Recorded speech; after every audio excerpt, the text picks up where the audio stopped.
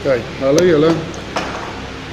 Hierdie is die leerpapier vir kwartaal 4 vir jaar 3 swys. Dit is vir julle laaste eksamen wat julle op die 18de November gaan skryf. En hier is al die onderwerpe wat julle gaan leer vir die toets, plus 'n paar ekstra studiewenke en voorbereiding vir jou toets.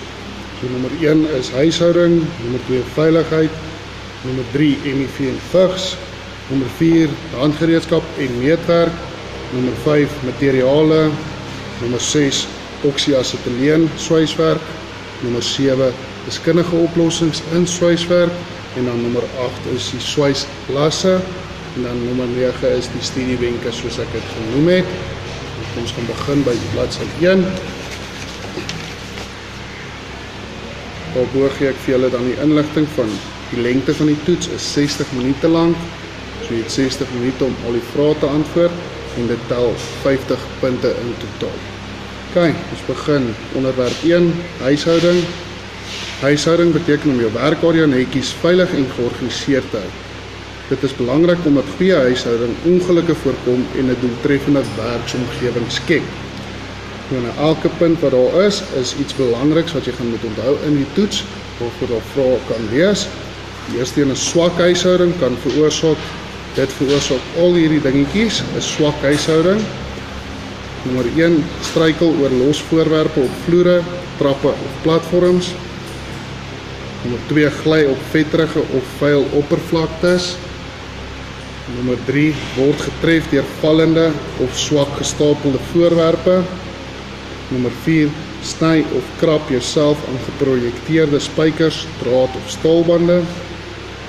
En dan die laaste enetjie daar, verlies aan tyd omdat gereedskap of materiaal gesoek moet word. Die volgende dingetjie dan daar is die voordele, so die goeie goedjies van goeie huishouding. Dit verminder ongelukke en beserings, dit verbeter werkvloei en produktiwiteit, dit hou gereedskap en materiaal in 'n beter toestand, dit verminder brandgevare en hou werkareas skoon, dit skep 'n gesonder en veiliger werksomgewing. Dan ons volgende afdelingkie daar wat ons het is goeie huishouding sluit in. Dit is goeders wat ons moet doen om goeie huishouding te kan doen. Die eerste een, die vloere moet gereeld skoongemaak word. Olie of vet wat op die vloer gemors word, moet dadelik skoongemaak word.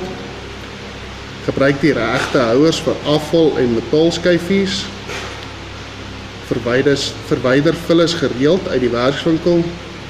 Gebruik rakke, kaste of gereedskap, bokse om gereedskap en materiaal te bære. Plaas gereedskap terug op die regte plek nadat jy dit gebruik het. En die werkbanke moet altyd skoon gehou word. OK, dan die volgende een, die algemene reëls vir goeie huishouding. Moenie gereedskap op die vloer los nie. Moenie afval of rommel in die looppaaie laat lê nie. Sorg dat vloere altyd droog is.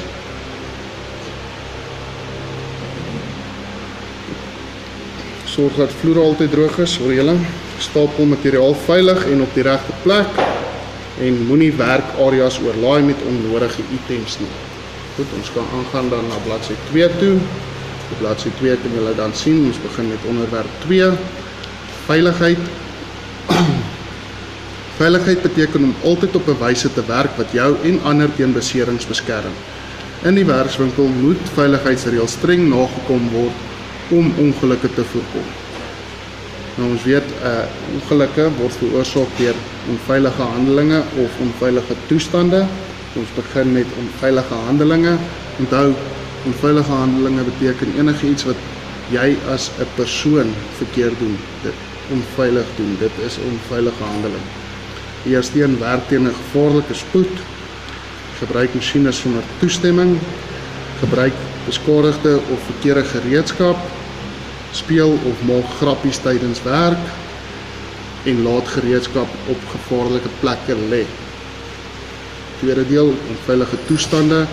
Dit is as daar iets onveilig is in jou direkte werksomgewing. Die loopgange is versper, jy het swak ventilasie of beligting, swak beplanning of rommelrige uitleg, jy het 'n onstabiele of onveilige konstruksie en sensitiewe elektriese toerusting of drade. Dan gaan ons aan algemene veiligheidsreëls. Dit is die veiligheidsreëls wat altyd toegepas kan word. Dus dra altyd 'n oorpak en toepaslike beskermende toerusting. Gebruik altyd die regte gereedskap vir die regte werk. Moenie hardloop in die werkswinkel nie. Hou vloere en looppaaie skoon en droog. Rapporteer enige onveilige toestand onmiddellik aan die onderwyser. Moenie masjiene gebruik sonder toestemming of toesig nie. En dan gebruik beskermende skerms by swyswerk en slypwerk. Dit is die masjiene se skerms en die PPE wat jy dan daar nodig het. Dan die volgende puntjie wat ons daar het is persoonlike beskermingstoerusting. Julle dit makliker ken as PPE. Dit sê vir jou, gee vir jou 'n naam van die PPE en waarvoor dit gebruik word. Die eerste enetjie wat ons daar het is oormowwe. Dit beskerm jou ore teen harde geluide. Veiligheidsbrille beskerm jou oë teen vonke en metaaldeeltjies. Leer handskoene beskerm jou hande teen hitte en snywerk. 'n Oorpak en leer voorskoot beskerm jou liggaam teen brandwonde. Veiligheidsskoene beskerm jou voete teen swaar voorwerpe. Swyshelm, dit beskerm jou oë teen die helder booglig tydens swyswerk. Dan die laaste puntjie op bladsy 2 is die kleure van veiligheids- en waarskuwingstekens. Ons het in die klas het hanteer wat se kleur beteken wat. Die blou beteken dit is verpligtende aksies, dit is wat jy moet doen. Die geel dui vir jou waarskuwings aan, dis moontlike gevaar. Die rooi is 'n verbode of noodsituasie, soos 'n gevaarlike situasie. En dan is groen vir veiligheid of nooduitgange. Goed, ons gaan aan dan na bladsy 3 toe.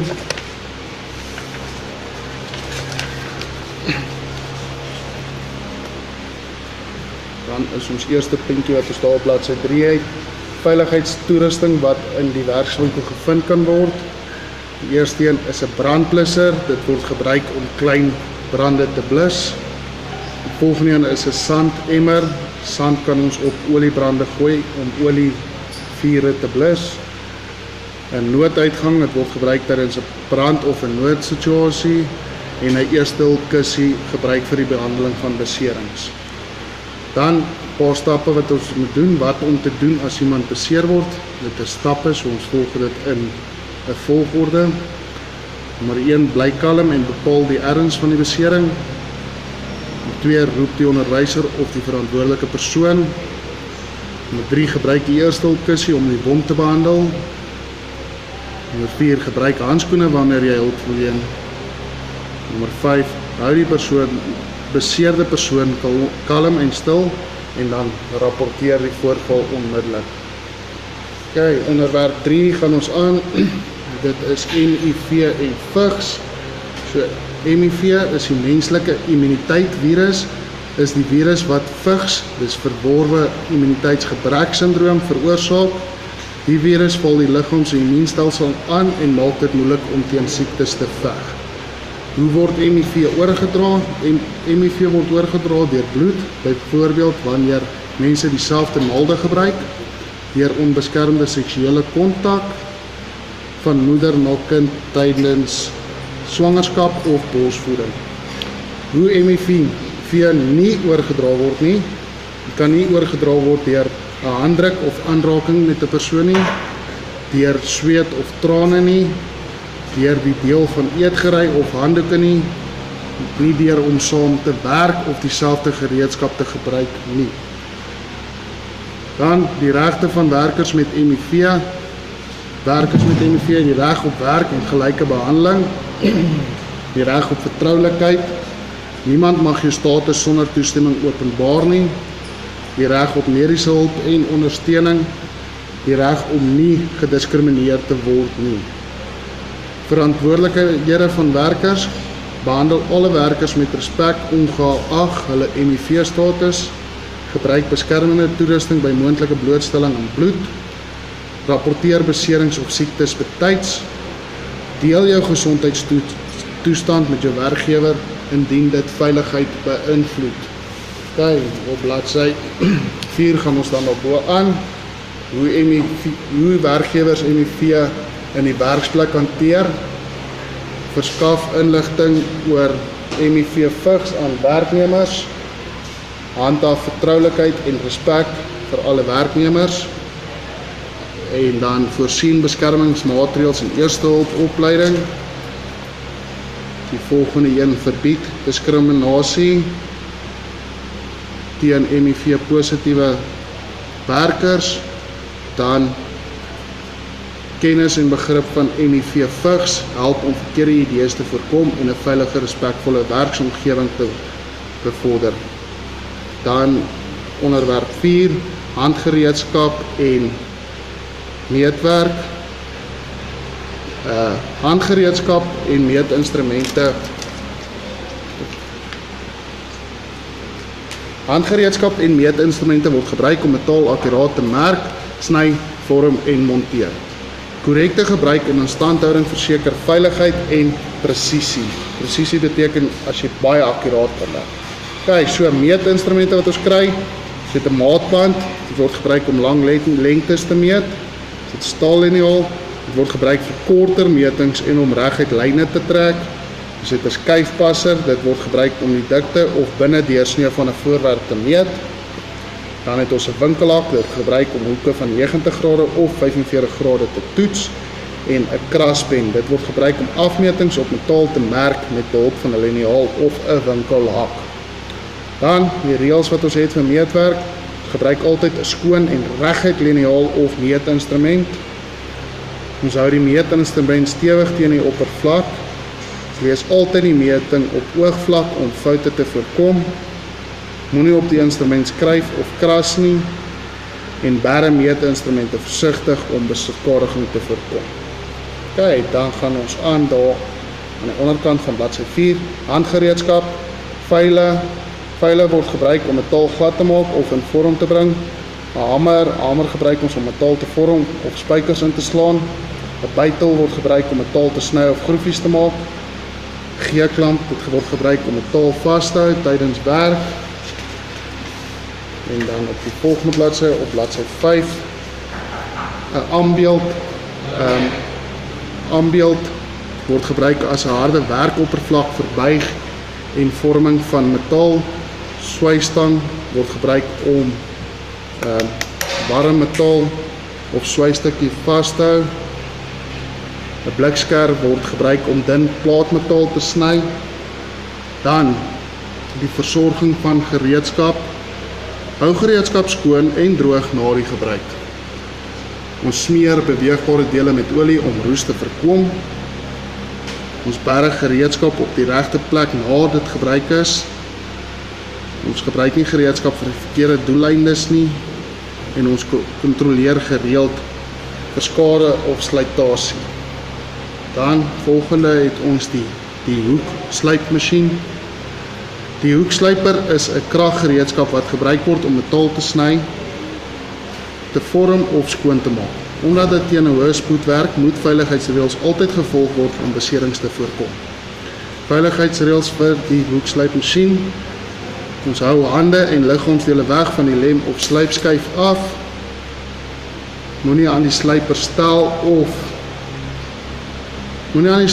terwyl die wiel draai nie. Maak seker dat die lem en beskermende skerm korrek aangebring en onbeskadig is. Gebruik altyd die regte lem vir die tipe materiaal wat gesny word. En dan moenie oormatige druk op die lem plaas nie. Laat die masjien die werk doen. Kontroleer dat die elektriese kabels en huls nie beskadig is nie.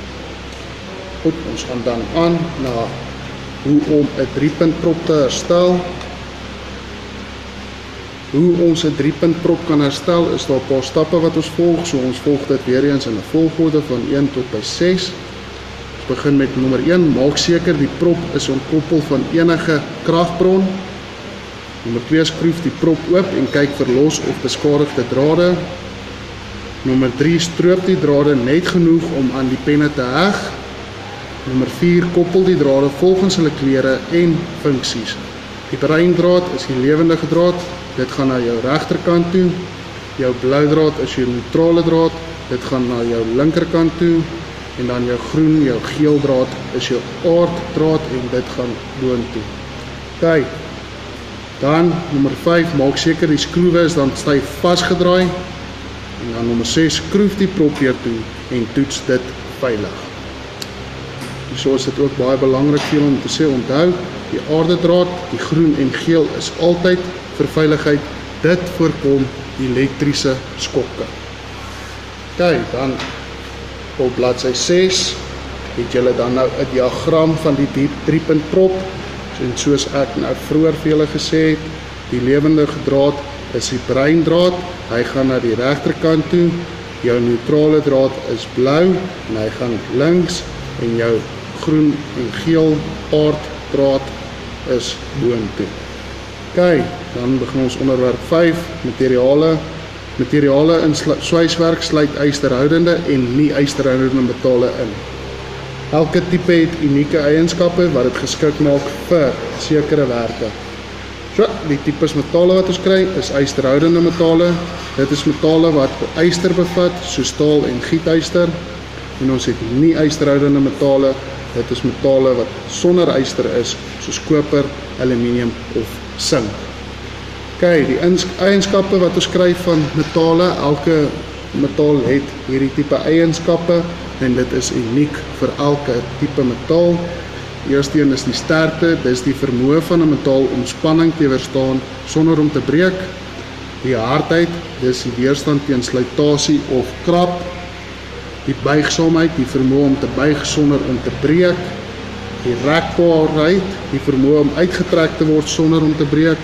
En dan die korrosiebestandheid, hoe goed 'n metaal teen roes beskerm word. Dan het ons alloye.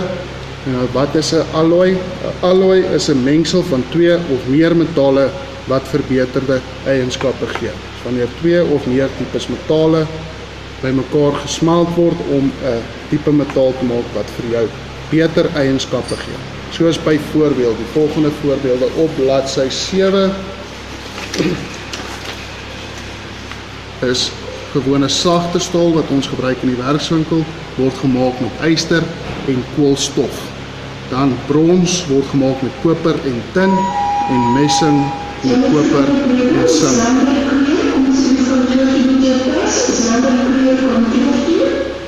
Sorry vir al onderbreking julle. Dan metaalbewerking. Dit is hoe ons metaal kan bewerk en hanteer elke keer. Ons kan staal verhitting, dit verander die hardheid of buigsaamheid van 'n metaal. Dan kan ons die staal sny, dit verwyder oortollige metaal om dit vorm te gee. Ons kan die staal buig, dit verander die vorm van 'n metaal sonder om dit te breek. Ons kan dit swys, dit verbind metaal permanent deur smelting. En dan boog- en gasverwante prosesse, ons kan dit gebruik om staal te smelt of te sny of aan mekaar weer vas te las. Dan die bewaring en die hantering van materiale. Hou metaal droog en beskerm teen vog om roes te voorkom. Stuur verskillende materiale apart. Gebruik smeermiddels tydens sny of boorwerk om oorverhitting te voorkom. En dan dra handskoene om beserings en besmetting te voorkom. Onthou, elke metaal het unieke eienskappe. Gebruik altyd die korrekte metode vir die spesifieke materiaal. OK, onderwerp 6, onderaan. Oksy-asetyleen swyswerk. Nommer 1 is die beginsels van oksy-asetyleen swyswerk. Oksy-asetyleen swyswerk gebruik 'n vlam wat gevorm word deur die menging van asetyleen en suurstof. Die hoë temperatuur van die vlam smelt die metaalrande en laat dit dan saam smelt. Dit word algemeen gebruik vir dun metale, herstelwerk of sagte staal. Die proses behels die beheer van die verhouding tussen suurstof en asetyleen om verskillende vlamtipes te vorm wat geskik is vir verskillende materiale. Nommer 2, die onderdele van die oksy-asetyleen stel. Die oksy-asetyleen stel bestaan uit verskeie komponente wat saamwerk om die regte vlam te produseer. Elke onderdeel het 'n spesifieke funksie en moet gereeld gekontroleer en onderhou word. Belangrike komponente, die suurstofsilinder, dit voorsien die suurstof vir verbranding. Asetyleensilinder, dit voorsien die asetyleengas vir die vlam. Drukreëlaars of die reguleerders of in Engels die regulators, dit beheer die druk van die gasse uit die silinders. Die pype, dit vervoer die gasse na die brander. Onthou, blou is vir suurstof en rooi vir asetyleen. Dan terugslagkleppe, in Engels noem ons dit die spark arresters of flashbacks. Dit voorkom dat vlamme of gas terugvloei na die silinders. En dan die brander is die fakkel, dit meng die twee gasse en produseer die vlam. Dan die gereedskap wat ons het vir die oksy-asetyleen swysstelsel.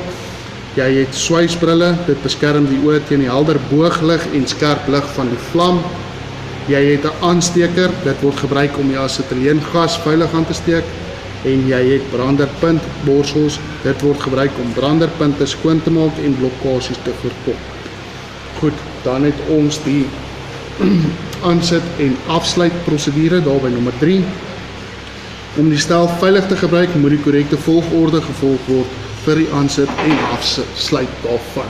So, stappe moet gevolg word, ons moet dit weer eens in 'n volgorde van 1 tot 5 volg. So, met die aansitprosedure, nommer 1, maak seker alle kleppe is gesluit. Nommer 2, maak eers die stuurstofsilinder stadig oop en stel die drukreëlaar, die reguleerder. Nommer 3, maak dan die asetyleensilinder oop en stel die drukreëlaar. Nommer 4, maak open die asetyleenklep effens by die brander en steek die vlam aan met 'n vonkaansteker. So ons maak die asetyleen eers oop, dit is die rooie, en dan voeg stadig suurstof by totdat die regte vlam verkry is. Dan die afsluitprosedure, nommer 1, sluit eers die asetyleenklep by die brander om die vlam te droog. So ons sluit eers die asetyleenklep by die brander om die vlam dan te doof, dit is dan die rooie. Nommer 2, ons sluit dan die suurstofklep, die bloue, by die brander, en dan nommer 3, sluit albei silinders, ons maak albei die silinders toe by die bottels. Ekskuus julle, dan maak ek my verkeerde bladsy toe, ons gaan na bladsy 9 toe. Nommer 4, maak oop die kleppe by die brander om die druk te laat ontslap. Ons noem dit ons purge die stelsel. En dan nommer 5, ons stel die reëlaars terug na 0. Dan veiligheidsmaatreëls. Ons hou silinders altyd regop en goed vasgemaak. Moenie olie of vet naby die stel gebruik nie. Kontroleer gereeld vir lekkasies met seepwater, nooit met 'n vlam nie. Gebruik beskermende toerusting, jou handskoene, jou bril, jou oorpak. Moet nooit die asetyleensilinder te vinnig oopdraai nie, en dan hou enige vlambare materiaal weg van die werkarea. Dan het ons daar 'n diagram van die oksy-asetyleensstelsel. Julle sal sien, daai is dan die drukreëlaars, die pressure regulators. Ons het aan die een kant die suurstofsilinder, aan die ander kant het ons 'n asetyleensilinder, dan het ons die slang of die pype, en ons het die brander of die fakkel. Saam met dit het ons dan ook die terugslagklep, die flashback of spark arrester, wat maak dat daar nie 'n vlammetjie of gasse onnodig terug in die pype gaan, wat kan maak dat die bottels aan die brand steek of ontplof nie. So, dan gaan ons na bladsy 10 toe. Bladsy 10, die tipes oksy-asetyleen vlamme wat ons kry. Daar is 3 basiese tipes vlamme wat gevorm word deur die verhouding van suurstof tot asetyleen te verander. Elke vlam het 'n spesifieke gebruik. 'n neutrale vlam, dit word gebruik vir staal en algemene swyswerk. Dit is 'n gelyke hoeveelheid suurstof en 'n gelyke hoeveelheid asetyleen. Dan jy 'n oksiderende vlam, dit word gebruik vir koper en messing of lood. Jy gee meer suurstof as asetyleen. En dan het jy 'n karboniserende vlam, dit word gebruik vir aluminium en lae koolstofstaal. Jy het daar meer asetyleen as wat jy suurstof het. Daar het ons 'n prentjie dan, 'n diagram ook van die 3 tipes vlamme. Die neutrale vlam kan julle sien, hy het 'n breër vlammetjie en 'n skerper kers in die middel, en die oksiderende vlam wat meer suurstof het, suurstofvlam is ook bietjie vetter, en dan die enetjie wat karboniserende vlamme is, se asetyleen vlammetjie is ook nie meer so skerp nie, hy is net bietjie dikker, en dit maak dat hy meer asetyleen gebruik as wat hy suurstof gebruik. Dan spy ons die stelsel, daar ek het nou genoem wat ons die pype of die brander weer oopmaak aan die einde net om die stelsel te purge. Dit beteken ons spy die stelsel. Dit beteken die suurstof en asetyleen gaskanale moet apart vir 5 sekondes geblaas word om die swysproses veiliger te doen. Ons haal die pressure uit die pype en uit die regulators uit, so dan maak ons die regulators of die brander vir 5 sekondes elke kant oop. So 5 sekondes op asetyleen en 5 sekondes dan op die suurstof. Dan die onderhoud van die toerusting. Ons kontroleer gereeld die slang of die pype vir krake of lekkasies. Ons maak seker die drukreëlaars werk korrek. Ons vervang beskadigde slang of kleppe onmiddellik.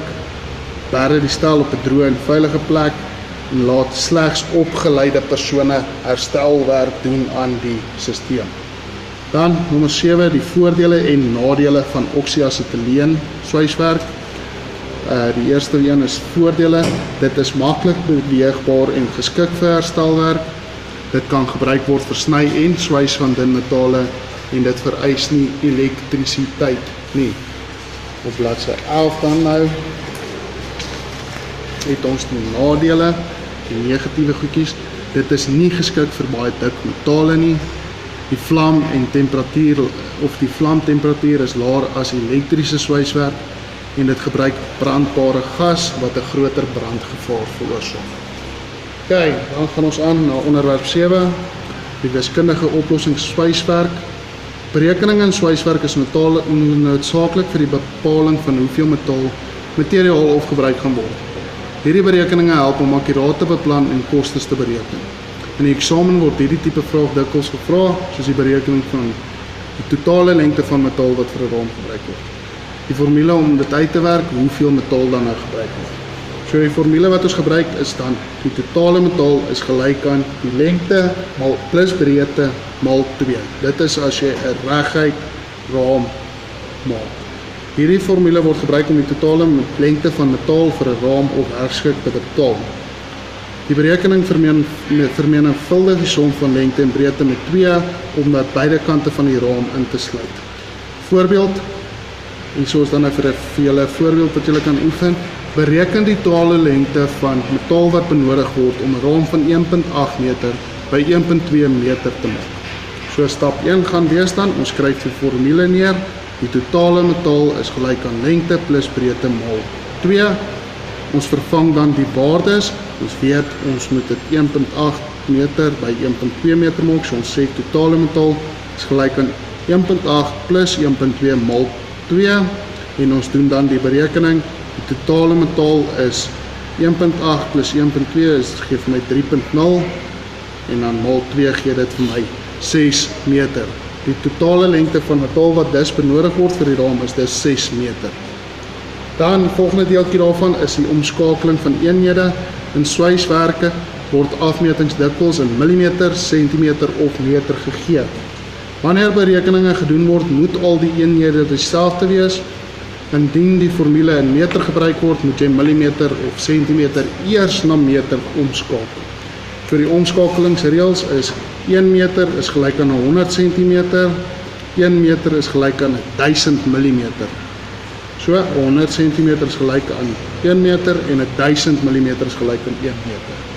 So ons voorbeeld dan op bladsy 12 daarbo. Indien die lengte 1800 mm in lengte is en die breedte is dan 1200 mm, dan moet ons sê die lengte is gelyk aan 1800 gedeel deur 1000 om tot by 1.8 meter uit te kom, en dan die breedte sê ons 1200 gedeel deur 1000 gee dan vir ons 1.2 meter. Gebruik dan hierdie waardes in die formule vir totale metaal.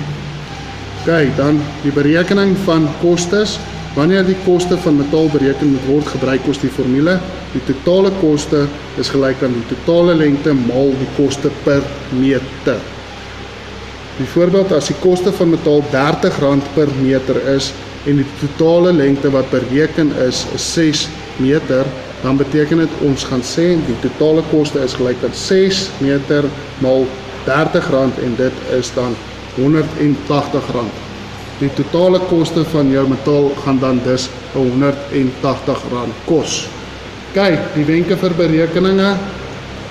Gebruik altyd die korrekte formule soos in die handleiding aangedui is. Skryf alle eenhede korrek neer, onthou om te sê meter, sentimeter of millimeter of ewen rand, soos ons daar het. Dan en omskakel dit waar dit nodig is en dan skryf die antwoord altyd met die eenheid by, soos ek nou net bo gesê het, byvoorbeeld 6 meter of R180. Dan lees die vraag mooi, bepaal of lengte of koste bereken moet word, so jy moet jou vraag mooi lees om uit te werk. Is dit koste wat bereken word of is dit die totale lengte wat jy nodig het? En dan kontroleer altyd jou berekening om seker te maak daar is geen foute nie. Dan onderwerp 8, ons is amper klaar. Onderwerp 8 is swyslasse. Die swyslasse word gebruik om metaal onderdele te permanent aan mekaar te verbind. Daar is verskillende tipe swyslasse, elk met 'n spesifieke doel en gebruik. Goeie swyslasse word verhoog die sterkte en duursaamheid van 'n struktuur. Kyk, die tipe swyslasse wat ons kry, nommer 1 is 'n oorvleelende las, wanneer twee metaalstukke oor mekaar geplaas en aan die rand verbind word. Ons het 'n voorbeeld hierso. Net kry, dan kan ek vir julle wys. Dis nou toevallig Martinusse wat hier voor my lê. Die twee stukkies staal gaan oor mekaar en dan aan al twee kante is hy aan mekaar gelas. Dit is 'n oorvleelende las. Dan het ons 'n hoeklas. 'n Hoeklas word gebruik of dis wanneer twee metaalstukke in 'n hoek van 90 grade aan mekaar geswys word. Hier kan ons sien, dit is 'n hoeklas. Hy is in die hoek daar geswys. En dan het ons 'n T-las, wanneer een metaalstuk teen die middel van 'n ander vasgeswys word om 'n T te vorm. Hier kan julle sien, hy is so gevorm en as jy hom van die kant af kyk so, dan vorm dit 'n T. OK, dan is tyklas, wanneer twee metaalrande in dieselfde lyn teen mekaar geswys word. Dit is wanneer twee stukkies staal voluit aan mekaar geheg word, soos ons hier 'n voorbeeld van het. Hy is letterlik langs mekaar om die staal dan of langer of breër te maak. Dan die laaste enetjie wat ons gaan hê is 'n randlas. 'n Randlas is wanneer die twee plate langs mekaar verbind word. So kan julle sien, die twee stukkies flatbar is aan mekaar geheg op die rand. Op die rand, dit is om 'n dikker basismetaal te kan kry. En ons het dan nou daar vir julle elkeen 'n fotootjie. So die styklas, soos ons gesê het, is wanneer twee stukkies langs mekaar of aan mekaar geheg word gelyk. Die oorvleelende las is wanneer een bo oor die ander een of een onder die ander een gaan. Die randlas is soos om op die kant swys om 'n dikker te maak. Die T-las vorm 'n T en die hoeklas vorm 'n hoek. Dan die studiewenke en jou voorbereiding vir jou toets. Gaan ordentlik deur elke onderwerp. Teken enige sketse met byskrifte oor om daai sketse maklik te kon onthou en om dit te oefen, soos wat ons hierdie sketse hier sien. Teken dit oor, oefen dit. Jy weet nooit of jy dit moet teken of jy dit moet, hoe goed jy dit moet ken nie, so oefen dit. Maak seker jy het die regte skryfbehoeftes vir die toets, 'n pen, 'n potlood, 'n uitveer en 'n liniaal, en dan skryf netjies en leesbaar. Kan nie help as jy die regte antwoorde skryf, maar ek kan nie die antwoord lees nie. Okay, julle baie sterkte vir julle toets. Ek glo julle gaan almal baie goed doen en dan hoop ons almal vir goeie punte.